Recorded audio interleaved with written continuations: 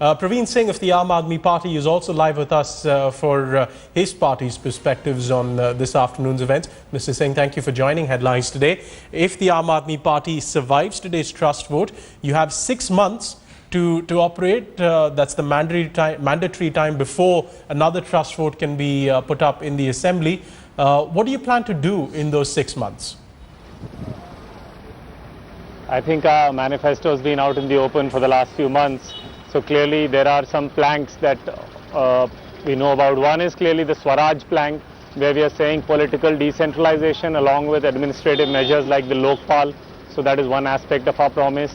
Basic services themselves, which it's a matter of shame that we have to talk about water, electricity, sewerage in a place like Delhi 65 years after independence. So that's another important part of our agenda.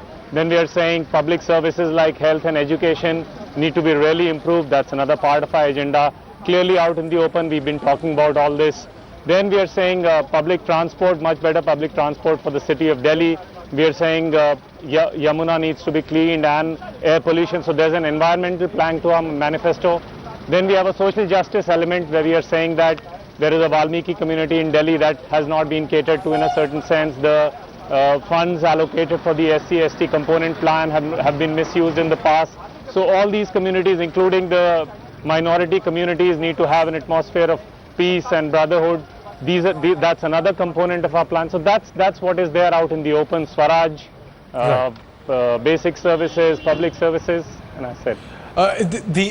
Coming back to this afternoon's trust vote, one member of the Congress is effectively out of the equation. Mateen Ahmed will be the interim speaker.